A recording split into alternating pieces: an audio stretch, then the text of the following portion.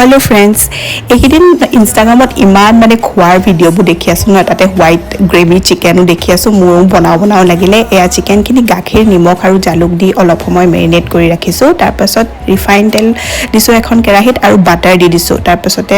এনেকে গৰম মছলা অলপ দি পেলাই সেই মেৰিনেট কৰি থোৱা মাংসখিনি সিজিবলৈ দি দিলো আৰু অলপ সময় সিজাৰ পাছত আলু দি দিছো আলু আকৌ মোৰ পোৱালিকেইটাৰ কাৰণে লাগে যে তাৰপাছত তিনটা পিয়াজৰ পেষ্ট আৰু তাতে আদা নহৰু দি দিছো সেইখিনিও দি দিলো তাৰপাছত চেনি আৰু এয়া লাষ্টত দিছো কাজুৰ পেষ্ট গুটেখিনি এতিয়া মই হিজাই থাকিম প্ৰায় এঘণ্টামান হিজাৰ পাছতে মানে হৈ যায় আৰু তাৰপাছত জলকীয়া দিলো লাষ্টত আৰু এয়া ধনিয়া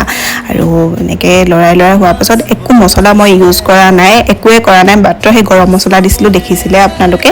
আৰু এয়া হোৱাইট গ্ৰেভি চিকেন ৰেডি হৈ গ'ল আৰু বেলেগ বিশেষ একো দৰকাৰ নাই গ্ৰেভিটোৱেদি ভাতটো খাই বিৰাট ভাল লাগে আপোনালোকে ঘৰত ট্ৰাই কৰিব আৰু ভাল লাগিলে লাইক আৰু সাবস্ক্ৰাইব কৰিব প্লিজ